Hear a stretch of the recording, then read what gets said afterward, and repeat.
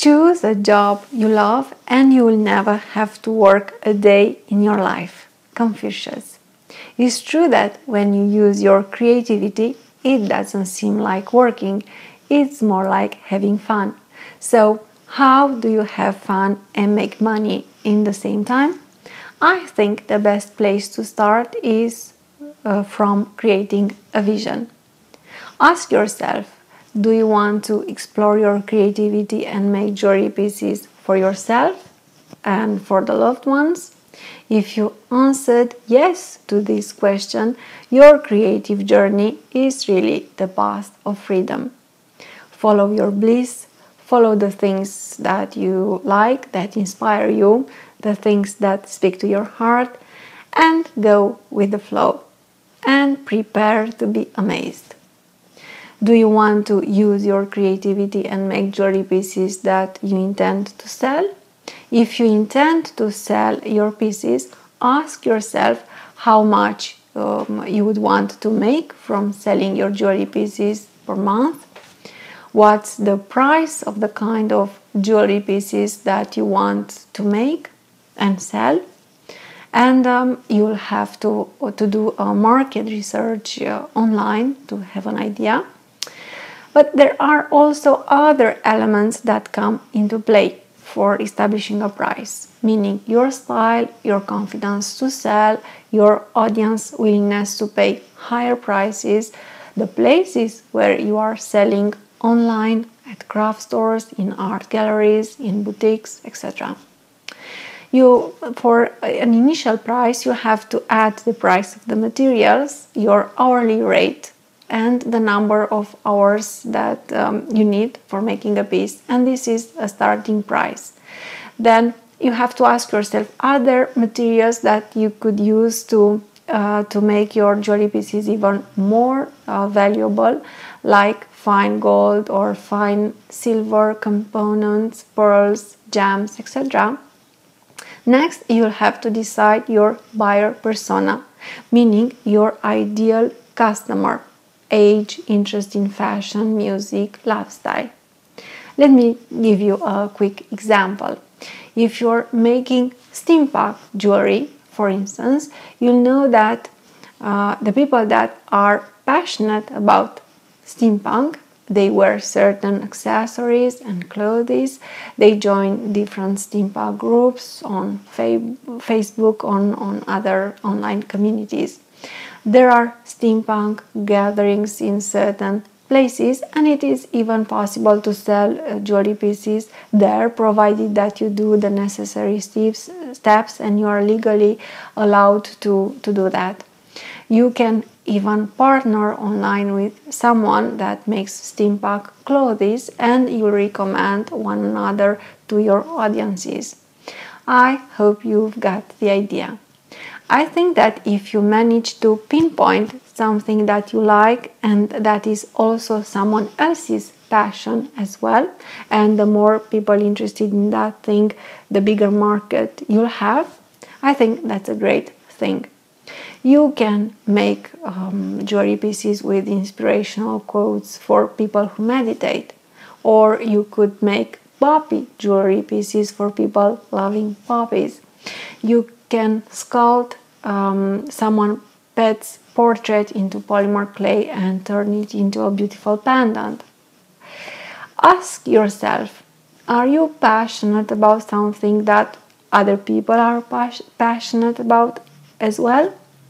And if you get this answer, is great, because you know how to speak to them, because it's something you like as well. So I strongly encourage you to define a niche, meaning a very specific kind of style of jewelry, and then it's going to be easier to find the right people online and offline.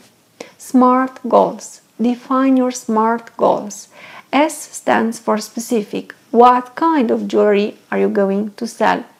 Are you going to sell jewelry pieces, art beads, kits that people can assemble following your instructions, PDF tutorials, video tutorials, other objects made with polymer clay, like vases, frames, mixed media art, tiles, little sculptures, notebooks decorated with exquisite polymer clay covers, polymer clay boxes, polymer clay trays, polymer clay decorated items like pens, mugs, tools, small furniture pieces decorated with polymer clay. Even though I personally stick to making jewelry pieces, your possibilities of making things using polymer clay are way wider than just jewelry. You have to decide what's the price, who is your buyer persona, meaning your ideal customer, the age, the interest, the places where she might be present online, offline. How are you going to reach to your buyer persona? Posting in Facebook groups where your ideal customer might hang out, writing blog posts, adding pins on Pinterest, promoting on Instagram, etc. Once you know the person you're targeting, it's going to be easier to craft your message so that they will hear you. Is there someone that can help you reach a wider audience by establishing a partnership or by convincing an influencer to write an article about your pieces? An influencer is the person in your field that has a large following, or is there a lifestyle blogger that would appreciate your style of jewelry? Is there a magazine that you could contact and present them pieces of jewelry that fit their style? Is there a jewelry contest that would help you reach a wider audience? Remark, be very specific. Don't try to be everything to everybody. In my humble opinion, it's not a good tactics. M stands for measurable. How many jewelry pieces are you going to make per month? How are you going to sell them? By going to craft shows, by uploading 10 items per day in your Etsy shop, by writing a blog post every day, every 3 days, every week, etc. Again, be very specific and you'll see results. How many people, artists, could you contact to establish partnerships? How many influencers, editors, fans of your style of jewelry are you going to contact each day, week, month? A stands for attainable. Have you tried to see if you can make the number of pieces per day, week, month? Have you tried to see that you have the time to contact the people that will help you in your success? Are your goals achievable? Start where you are comfortable and then raise the bar. R stands for relevant. Are these goals worthwhile for you? Are you motivated to go for them? Have you thought of how these achievements, the achievement of these goals, would influence your life for the good? Earn a side income, feel good about exploring your creativity, and feel proud of selling your jewelry pieces and selling jewelry pieces that really represent you. The things that you could do with the extra money, and also thought of the hindrances. You might need to think of someone to stay with children during weekends. If you go to craft fairs, you might need to sacrifice family time. You might need to be very proactive in your approach and why not wait for things to happen.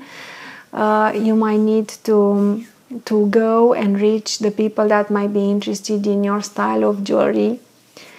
T stands for timely. It is very important to set a time limit. Thus, you'll be able to plan your days, your weeks, your months. Now that you know your buyer persona and where to find him, her, and the marketing strategies that you are going to use, it's time to put a time limit. When are you going to start working on your jewelry pieces, doing the actual work? When are you going to post your first blog post? When are you going to put your jewelry pieces out there? When are you going to contact other people? When are you going to do the legal and financial things you need to do? The most important thing is to stick with it, to make these things non-negotiable, to set time blocks for each of these things. What gets scheduled gets accomplished. Please download the PDF workbook and mark your answers there. You'll have a clear vision of where you're heading and what are the steps that are going to get you there. I hope you've found useful these pieces of advice to get you started. Please comment and share these videos with all your friends and all the creative people out there that might resonate with this message. Please let me share with you the fact that I am preparing a course on an extensive course on how to make a side income by creating and selling polymer clay jewelry pieces that represent you and that people will love because they are going to be authentic and beautiful just like you.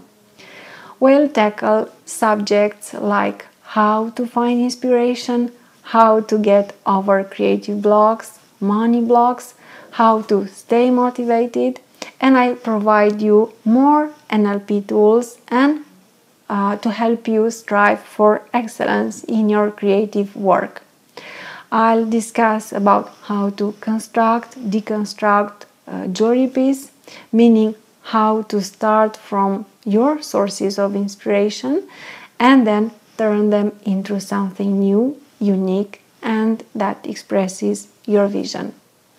I'll teach you how to work with polymer clay regardless of the fact that you're maybe a beginner or really experienced player, and we'll start by focusing on what you want to express and then decide what techniques and tools you'll need for that. So you will be in the center of the journey, and all the techniques and all the tools that you'll find resonating with are going to be your toolbox to express your heartfelt vision, your true self. So if you're interested in learning more about the course when I will launch it, please press the button and get on the waiting list. Thank you. Trust yourself and be creative.